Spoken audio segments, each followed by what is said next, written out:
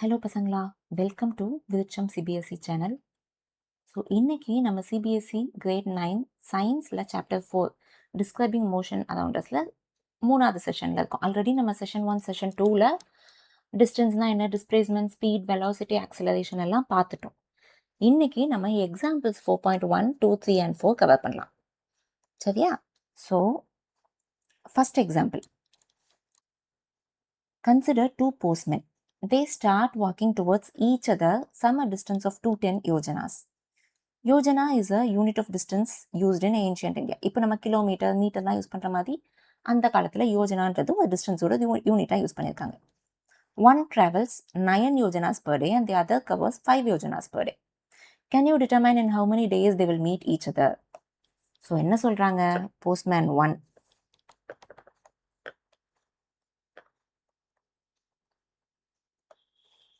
இங்கே இருக்காது. சரியா? போஸ்ட்மேன் 2 இவங்க 2 பேரும்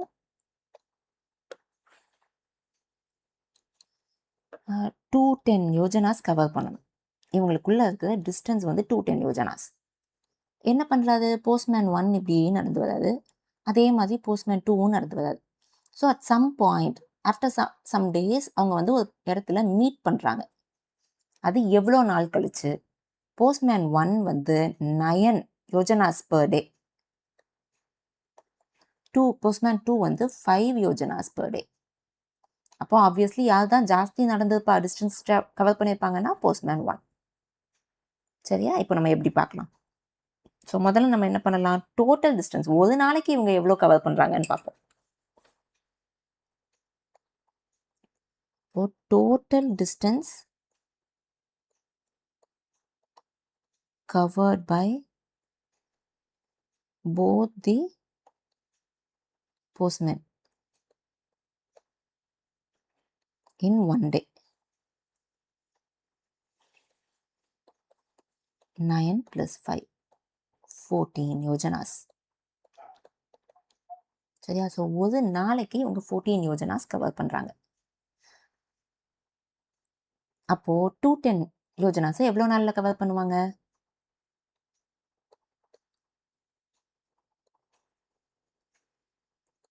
days required to cover 210 yojanas. எவ்வளவு? 210 by 14.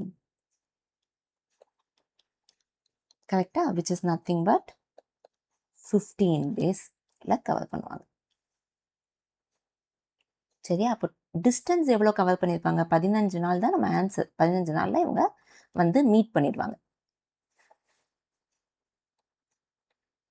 உனக்கு இது கேட்கல, பட் தென் இப்போ டிஸ்டன்ஸ் கவர்டு பை போஸ்ட்மேன் 1 எவ்வளோ டிஸ்டன்ஸ் கவர் பண்ணியிருக்காங்க 15 நாளில்? இன்டூ 9. கரெக்டாக? அவன் ஒரு நாளைக்கு 9 யோஜனாஸ் நடக்கலாம். அப்போது 135 யோஜனாஸ் கவர் பண்ணியிருப்பாரு போஸ்ட்மேன் 1. இதே distance covert by postman 2,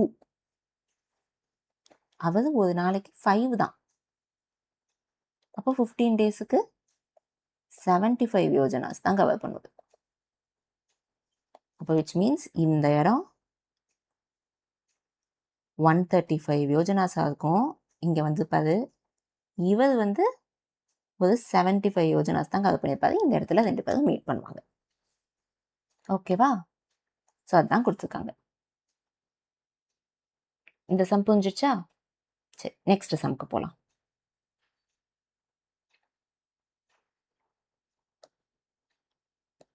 so next sum என்ன? சாதங் takes 50 seconds. Sadang takes 50 seconds to swim from one end to the other end and back in the swimming pool as shown in the figure. Find his average speed and average velocity within the time interval. So 25 meters இப்படி போயிட்டு இப்படி வந்துட்டாரு சாதங். 50 செகண்ட்ஸில் போயிட்டு வந்திருக்காரு. அதுக்கு average speed என்ன, velocity என்ன? ஸோ டிஸ்டன்ஸ் முதல்ல எவ்வளோ கவர் பண்ணியிருக்காரு, டோட்டல் டிஸ்டன்ஸ் எவ்வளோ கவர் பண்ணியிருக்காருன்னு பார்ப்போமா? Total distance covered by sarang எவ்வளவு 50 meters. ஏன்னா இங்கே 25 meters போயிட்டு திரும்ப வந்திருக்காதுல்ல 50 மீட்டர்ஸ்க்கு. இப்போ நம்மளுக்கு டிஸ்டன்ஸ் தெரிஞ்சு போச்சு. எவ்வளோ டைமில் டைம் டேக்கன்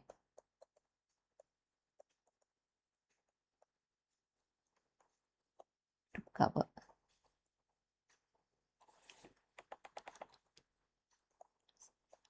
எவ்வளோ டைம் எடுத்துருக்காது 50 செகண்ட்ஸ் எடுத்துருக்காங்க. Sarang takes 50 seconds to swim. சரியா? இந்த இடத்துலேருந்து அங்கே போயிட்டு திரும்ப ரிட்டர்னும் வர்றதுக்கு 50 செகண்ட்ஸ். அப்போது 50 செகண்ட்ஸ். ஸோ இப்போ நம்மளுக்கு டிஸ்டன்ஸும் இருக்குது, டைமும் இருக்குது. ஆவரேஜ் ஸ்பீட் அப்போ நம்ம ஈஸியாக கண்டுபிடிச்சிடலாம்ல.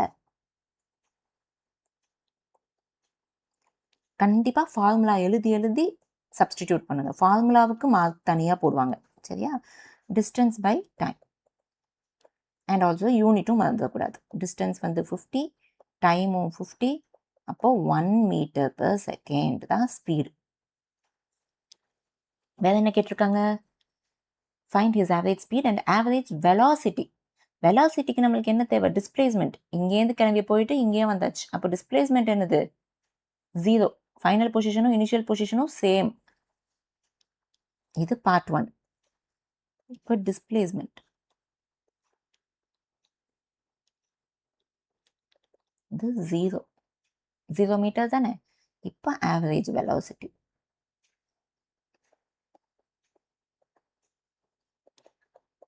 வந்து டிஸ்பிளேஸ்மெண்ட் பை டைம். அப்போ 0/50 which is nothing but 0 meter per second. இதுதான் டிஸ்பிளே வெலாசிட்டி, ஆவரேஜ் வெலாசிட்டி.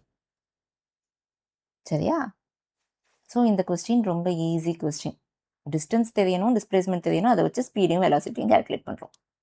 சரியா? அண்ட் தேர்ட் கொஸ்டின் என்ன? A bus is moving on a long straight highwayல போயிட்டுருக்கு with a velocity of 36 km/h போயிட்டுருக்கு. The driver presses the accelerator for a time interval of 10 seconds. 10 second அப்படியே ஆக்சிலரேட்டரை பிடிச்சி அப்படியே press பண்ணி வெலாசிட்டியை கூட்டுறாரு, ஸ்பீடை கூட்டுறாரு. and the velocity of the bus increased to 54 km/h.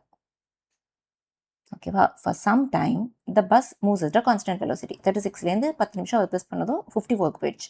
10 second press பண்ணதும். Then the driver notices an obstacle on the road ahead and presses the பிரேக்கை press பண்ண உடனே என்ன ஆகிடும்? The bus comes to a stop in a time interval of 5 செகண்ட்ஸில் அது stop ஆகிடுது. Find the average acceleration in the 2 time intervals. When the ஆக்சிலரேட்டரை press பண்ணும் போது என்ன ஆக்சிலரேஷன், பிரேக்கை ப்ரெஸ் பண்ணும் போது என்ன ஆக்சிலரேஷன். 2 கொஸ்டினாக கேட்டிருக்காங்க. நம்மளுக்கு 2 பார்ட் கொடுத்துருக்காங்க. ஸோ ஃபர்ஸ்ட் பார்ட் எங்கேருந்து எங்கே இருக்குது? இது வரைக்கும் இருக்குது. ஸ்ட்ரெயிட் வேல போயிட்டுருக்கு, ஸ்ட்ரெயிட் ஹைவேல போயிட்டுருக்கு. இனிஷியல் வெலாசிட்டி நம்மளுக்கு 36ன்னு தெரியுது. ஆக்சிலரேட்டர் டைம் இன்டர்வல் வந்து 10 செகண்ட் பண்ணதும் 54க்கு போயிடுது. சரியா?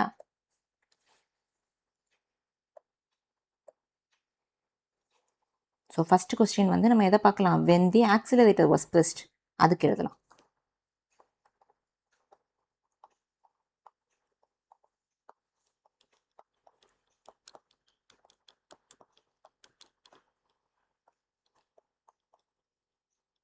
was pressed. ஸோ இந்த இடத்துல நம்மளோட இனிஷியல் வெலாசிட்டி என்ன? Initial velocity will be represented by u, 36 km/h.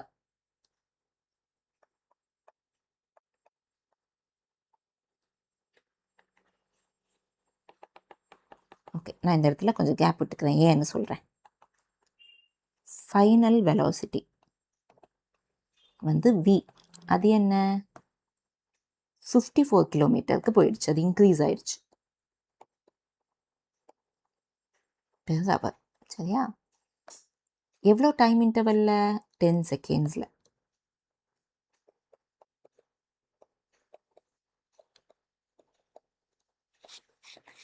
இப்போ உனக்கு யூனிட் செக் பண்ணு. இது வந்து கிலோமீட்டர் பெர் ஹவரில் கொடுத்துருக்காங்க. இதுவும் kilometre per hour. Time interval மட்டும் செகண்ட்ஸில் இருக்குது. நம்ம ஆக்சிலரேஷன் ஒன்று எல்லாமே கிலோமீட்டர் பெர் ஹவரில் இருந்துச்சு, இதுவும் ஹவரில் இருக்குன்னா பிரச்சனை இல்லை, நீயும் கிலோமீட்டர் பெர் ஹவர்லேயே போட்டுடலாம். இது செகண்ட்லையும் இது கிலோமீட்டர் பெர் ஹவர்லையும் இருக்குன்னா பெஸ்ட் ப்ராக்டிஸ் என்ன, நம்ம இதை மீட்டர் பெர் செகண்டுக்கு மாற்றிடலாம். ஸோ தட் நம்மளுக்கு ஆக்சிலரேஷன் மீட்டர் பெர் செகண்ட் ஸ்கொயரில் கிடைக்கும். ஒரு கிலோமீட்டரை எப்படி நம்ம மீட்டருக்கு மாற்றுறது? 1 கிலோமீட்டர் அப்படின்றது எவ்வளவு மீட்டர்? 1000 மீட்டர். அதே மாதிரி ஹவரை எப்படி நம்ம செகண்ட்ஸுக்கு மாற்றுறது? 1 ஹவர் அப்படின்றது, ஃபர்ஸ்ட் ஹவர் எப்படி நீ மினிட்ஸுக்கு மாற்றுவ? 1 ஹவர் அப்படின்றது 60 மினிட்ஸ்.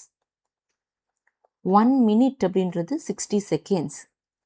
அப்போ 1 ஹவர்ன்றது எவ்வளவு? 60 × 60 3600 செகண்ட்ஸ். கரெக்டா? இப்போ நான் என்ன பண்ண போறேன், இந்த கிலோமீட்டர் பெர் ஹவரை மீட்டர் பெர் செகண்டுக்கு மாற்ற போறேன். So 36 kilometre is nothing but 36 × 1000 metre by, இது ஹவரில் இருக்குது, இதை நான் செகண்டுக்கு மாற்றணும்னா நான் 3600ஆல் டிவைட் பண்ணணும். 3600. ஸோ 2 0க்கு 2 0 போயிடுச்சு, 36க்கு 36 போயிடுச்சு. நம்மளுக்கு எவ்வளோ இருக்குது? 10 மீட்டர் பெர் செகண்ட். அதே மாதிரி இங்கேயும் மாற்றலாமா? 54 × 1000 டிவைடட் பை 3600. 2 0க்கு 2 0 போயிடுச்சு. 3ஆல் கட் பண்ணினா 1 3 is 3, 24 வரும். 8, 1 3 is 3, 2 3s are 6. Again 6 3s are 18, இங்கே 4 3s are, again 3 2s are 6, 2 2s are. இப்போ 2வையும் இதையும் கேன்சல் பண்ணினா 5. கரெக்டாக? அப்போ 3 × 5 15 மீட்டர் பெர் செகண்ட். இப்போ நம்மளுக்கு எல்லா யூனிட்டுமே மீட்டர் பெர் செகண்ட் செகண்டில் தான் இருக்குது. இப்போ நம்ம ஆக்சிலரேஷன் கண்டுபிடிப்போம். ஆக்சிலரேஷனுக்கு ஃபார்முலா என்ன? Final velocity minus initial velocity by time. இப்போ நம்மளோட ஃபைனல் வெலாசிட்டி என்னது? v வந்து 15,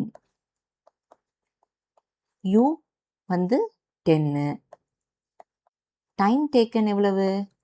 10.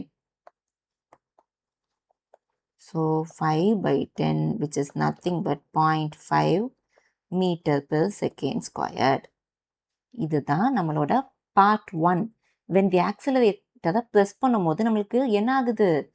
ஸ்பீடு கூடுது, 36லேருந்து 54க்கு கூடுது. அதனால உன்னோட ஆக்சிலரேஷன் வந்து பாசிட்டிவ்ல இருக்கு. இதே ஸ்பீடு குறைஞ்சதுன்னா ஆக்சிலரேஷன் நெகட்டிவ்ல கிடைக்கும்.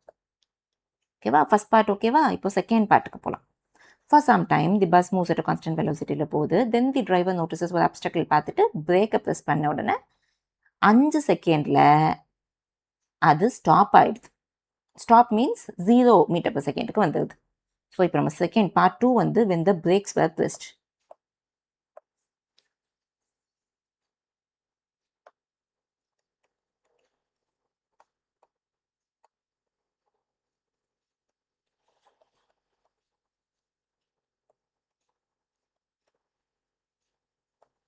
ஸோ இப்போ நம்மளோட இனிஷியல் வெலாசிட்டி என்ன? யூன்னு போடுறேன் இனிஷியல் வெலாசிட்டிக்கு. சரியா? இதோட ஃபைனல் வெலாசிட்டி தானே இனிஷியல் வெலாசிட்டியாக இருக்கும். ஏன்னா 36 54 பஸ்ஸு வந்து 36லேருந்து ஒரு 10 செகண்ட் அப்படியே ப்ரெஸ் பண்ணதும் 54க்கு போகுது. அதுக்கப்புறம் ஒரு 5 செகண்டில் 0 ஸ்டாப் ஆகிடுது. இப்படி தானே நம்மளுக்கு கொடுத்துருக்காங்க. ஸோ இப்போ இந்த பார்ட்டுக்கு தான் நம்ம ஆல்ரெடி கண்டுபிடிச்சிட்டோம். இப்போ இந்த பார்ட்டுக்கு நம்ம கண்டுபிடிக்க போகிறோம். ஸோ அப்போ இதுதான் நம்மளோட இனிஷியல் வெலாசிட்டி. இதுக்கு தான் நம்ம ஆல்ரெடி மீட்டர் பெர் செகண்டில் கண்டுபிடிச்சி வச்சுருக்கோம்ல. என்ன கண்டுபிடிச்சி வச்சுருக்கோம்? 54க்கு 15 metre per second.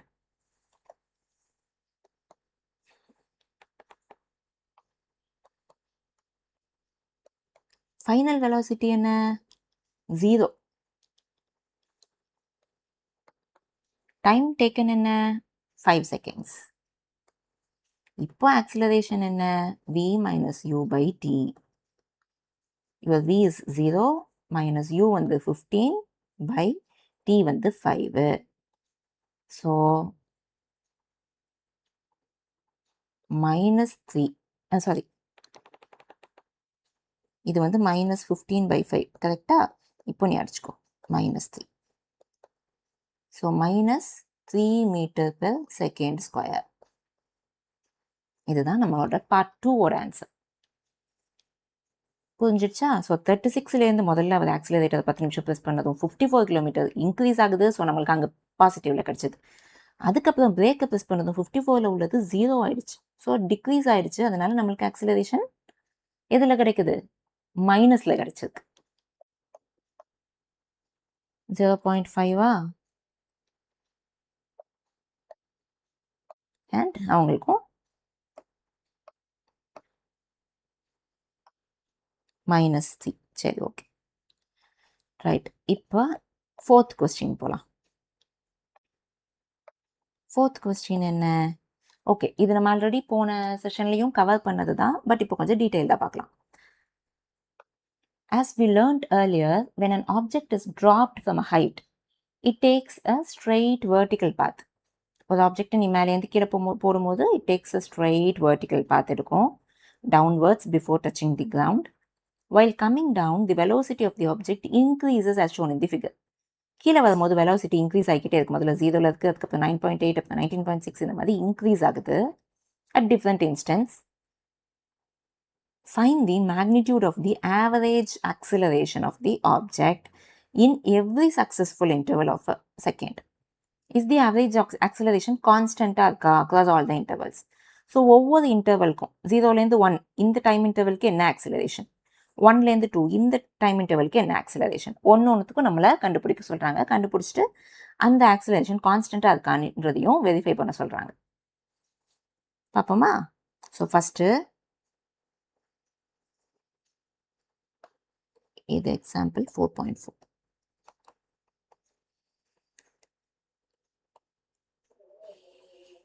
average acceleration இங்கேருந்து இங்கே 0லேருந்து 1 வரும்போது பார்க்கலாம்.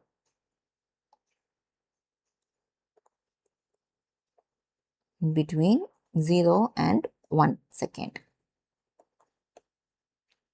ஓகேவா? ஸோ ஃபைனல் வெலாசிட்டி என்ன? ஆக்சிலரேஷனுக்கு ஃபார்முலா என்ன? v minus u by t. So நம்மளோட ஃபைனல் வெலாசிட்டி என்னது இங்கே? 9.8 minus 0.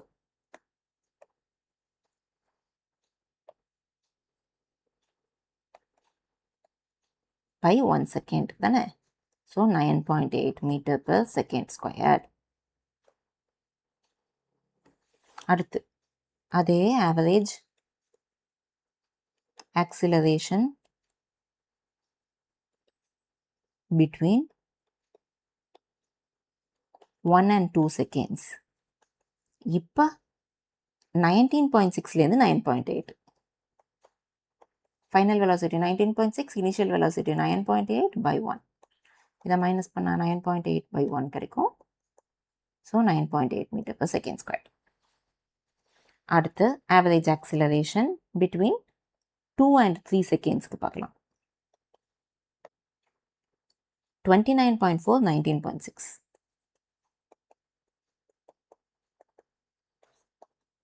இதுவும் என்னதான் 9.8 meter per second square. 3 and 4 செகண்ட்ஸ்க்கும் நம்மளுக்கு அதுவே தான் வரப்போகுது.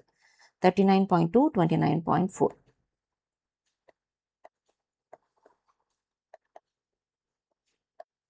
எல்லாமே ஒவ்வொரு செகண்ட் டைம் இன்டர்வல் தான். ஸோ இங்கே பார்த்தோன்னா நம்மளுக்கு எப்படி இருக்குது? எல்லா ஆக்சிலரேஷனுமே 9.8 தான் வருது. ஸோ அப்போ அவங்க கேட்ட மாதிரி find the magnitude of the average acceleration of the object in every successive interval of a second. Is the average acceleration constant? Yes. The average acceleration is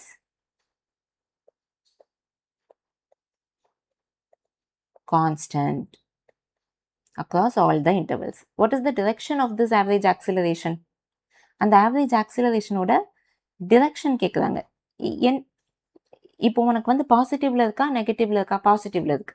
அப்படி பாசிட்டிவ்ல இருக்குன்னா அது எந்த டிரெக்ஷனை பார்த்து போதோ அதே டிரெக்ஷன்ல இருக்குன்னு அர்த்தம். நெகட்டிவ்ல இருக்குன்னா it is in the opposite direction போடணும். இப்போ இங்கே வந்து நம்மளுக்கு பாசிட்டிவ்ல தான் இருக்கு. So the acceleration is in the direction of motion. மேலேருந்து கீழே தானே மோஷன், அதே மோஷனில் தான் போகுது. Acceleration is in the direction of motion.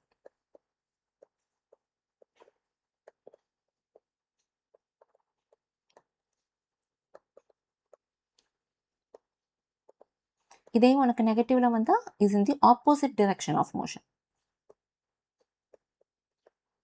சரியா? ஸோ இதுலேருந்து நம்மளுக்கு என்ன தெரியுதுன்னா, ஒரு gravitational force, acceleration due to gravitational force அப்படின்றது எப்பயுமே ஒரு கிராவிடேஷனல் ஃபோர்ஸ் மூலமாக அவனை விழுது அப்படின்னா அதோட ஆக்சிலரேஷன் 9.8 மீட்டர் per செகண்ட் ஸ்கொயராக தான் இருக்கும். இது உன்னோட ஒன் வேர்டில் கூட கேட்கலாம்.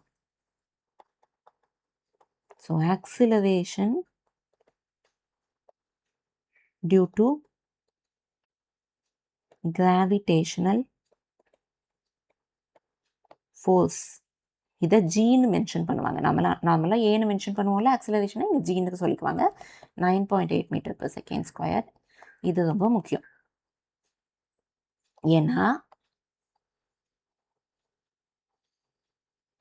உனக்கு ஃப்யூச்சரில் கொஞ்சம் காம்ப்ளிகேட்டட் சம்ஸ் வரும்போது அவன் கொஸ்டினில் just acceleration due to gravitational ஃபோர்ஸை வச்சு நீ இதை கண்டுபிடி அப்படின்னு ஏதாவது சொல்கிறான் அப்படின்னா, இது என்னோட ஆக்சிலரேஷன் டியூ டு கிராவிடேஷனல் ஃபோர்ஸ்ன்னு நம்ம முடிக்கக்கூடாது. அந்த இடத்துல நம்ம எதை சப்ஸ்டிடியூட் பண்ணணும்னு அர்த்தம், 9.8 ஆக்சிலரேஷன் அப்படின்றத நம்ம எதுன்னு வச்சுக்கணும், 9.8 மீட்டர் per செகண்ட் ஸ்கொயர்னு வச்சுக்கணும். நான் ஏன் சொல்கிறேன்னா, சில உனக்கு சம்ஸில் வந்து acceleration due to gravitational force எடுத்துக்கோ, ஃபைனல் வெலாசிட்டி இது, இனிஷியல் வெலாசிட்டியை நீ கண்டுபிடி, டைமையும் கொடுத்துருவாங்க. அப்போ நீ a is equal to v minus u by t, உன்ட்ட இனிஷியல் வெலாசிட்டி கேட்குறாங்கன்னு வச்சுக்கோ, இந்த ஆக்சிலரேஷனுக்கு பதிலாக நீ 9.8 சப்ஸ்டிடியூட் பண்ணி விஇடி எல்லாம் சப்ஸ்டியூட் பண்ணி தான் யூவை கண்டுபிடிக்கணும். அவன் ஏன்றது எக்ஸ்பிளிசிட்டாக கொடுக்காம என்னன்னு கொடுத்துருவான், டியூ டு கிராவிடேஷனல் ஃபோர்ஸ்ன்னு மட்டும் கொடுத்துருவான். நம்ம தெளிவாக 9.8 அந்த இடத்துல யூஸ் பண்ணணும். சரியா? அதனால இது முக்கியம். ஓகே, இன்னைக்கு நம்ம 4 எக்ஸாம்பிள்ஸ் பார்த்தாச்சு. நெக்ஸ்ட் செஷனில் அடுத்த கண்டென்ட்டுக்குள்ளே போகலாம். ஓகே, நம்ம சேனல் இன்னும் சப்ஸ்கிரைப் பண்ணலைன்னா சப்ஸ்கிரைப் பண்ணிக்கோங்க, லைக் பண்ணுங்கள், கமெண்ட் பண்ணுங்கள், அண்ட் செஷன் யூஸ்ஃபுல்லாக இருந்தால் ஃப்ரெண்ட்ஸ் அண்ட் ஃபேமிலிக்கு ஷேர் பண்ணுங்கள். நம்ம டெலிகிராம் சேனலில் இன்னும் ஜாயின் பண்ணலைனாலும் ஜாயின் பண்ணிக்கோங்க. Okay, see you in the next session. Till then, take care. Bye-bye.